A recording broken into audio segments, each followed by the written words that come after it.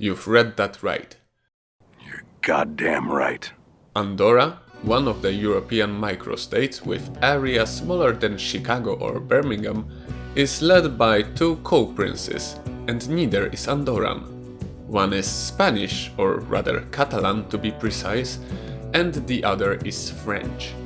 And both of them are not residing in Andorra, but in their own respective countries, which technically makes Andorra an orphan. This unfortunate fact is a result of some political peculiar rules.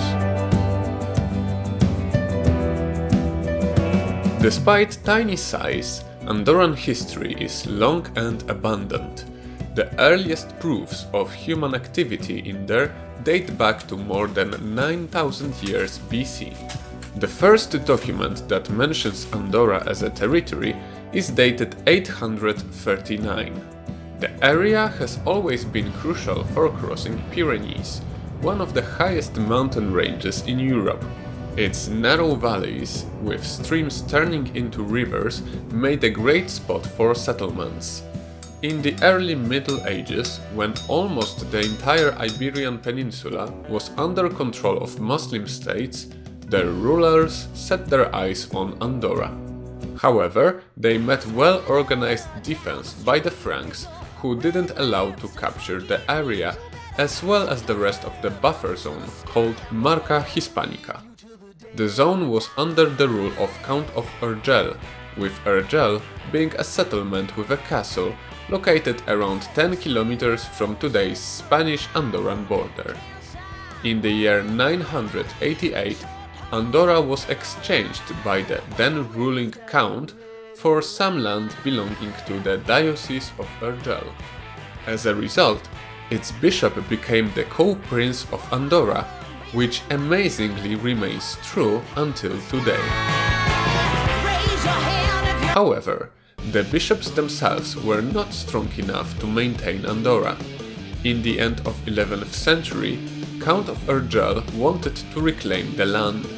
Having no army, Bishop of Urgell asked the Lord of Caboet for military protection. By the way, ruling bishop having army would have been overkill, don't you agree?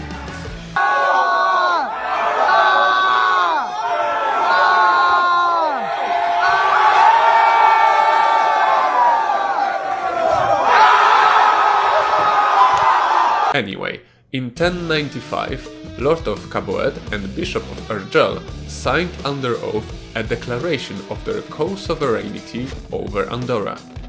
In the 13th century, the co-principate passed from Caboets to Counts of Foix, which today is a small French town, and ultimately the title was transferred to French head of state. And that also amazingly remains true until today. That's why Andorra has two co-princes. For the day of making this video, it's Joan-Enric Vives y Sicilia, the Bishop of Urgell, and the much lesser known Emmanuel Macron, the President of France. However, their power is virtually non-existent. In 1993, Andorra ratified and approved its first ever constitution that retained co-princes as heads of state.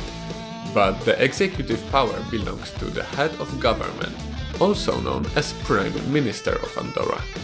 Moreover, despite both Spain and France having their embassies in the country, it's not ambassadors who decide on behalf of respective co-princes. Those are the duties of personal representatives of each co-prince. And a fun fact, Andorra doesn't have its own postal service. Instead, French and Spanish postal offices operate side by side. As you can see, Andorran political system is quite complicated. For some people it is seen as a redundant anachronism, for others a wonderful display of history and tradition of the country. And how do you feel about it? Don't hesitate to leave a comment and a like if you enjoyed this video. And if you're driven by curiosity like me, I encourage you to watch my other video about the 50 harsh years of life of a Brazilian goalkeeper who didn't deserve such fate. Anyway, thank you for watching and have a nice day.